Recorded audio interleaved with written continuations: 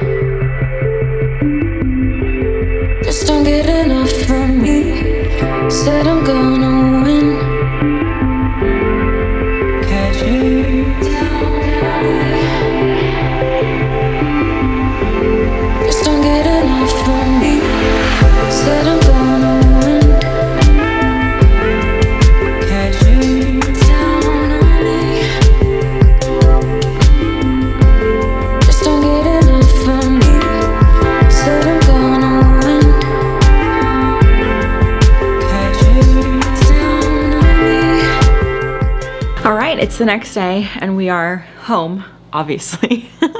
And I wanted to show you what I got because I did actually end up coming home with something, and that is a Ficus shiveriana.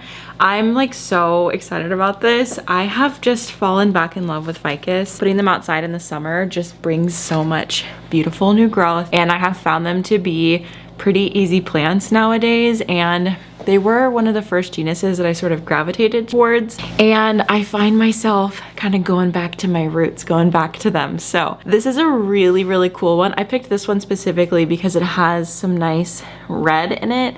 There was one that was more like yellowy, and I just thought that the red was a little bit prettier. So I got this. It's just a little 4-inch pot guy, and we're gonna repot it into this pot.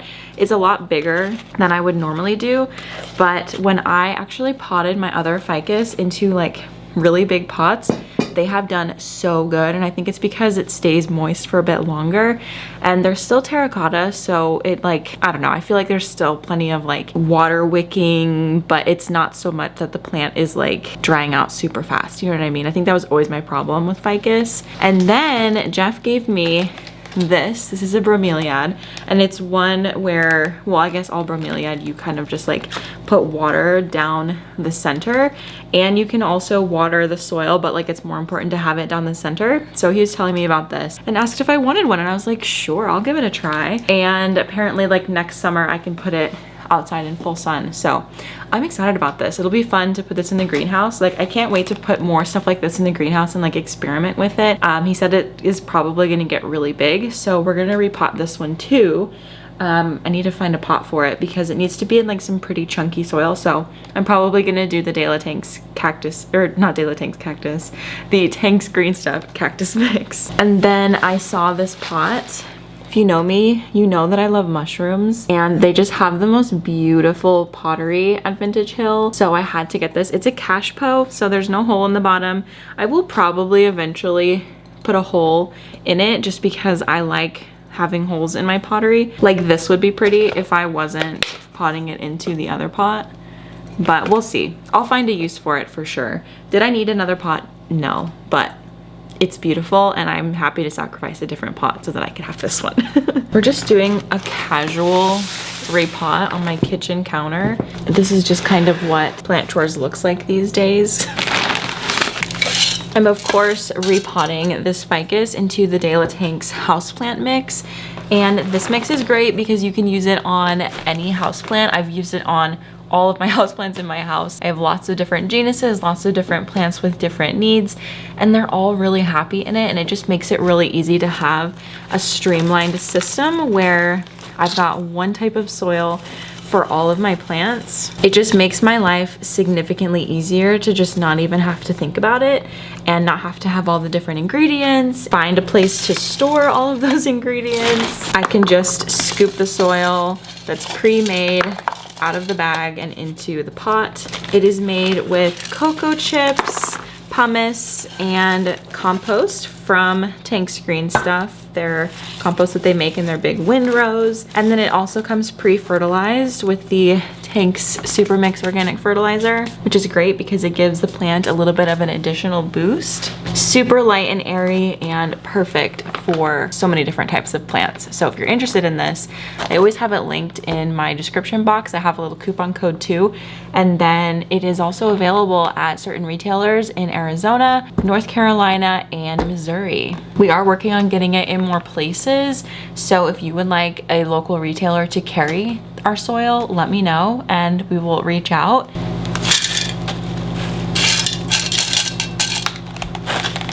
You know what? I actually remember him saying that this didn't need a big pot. And here I am filling up a huge pot. I think I'm gonna use this little pot right here.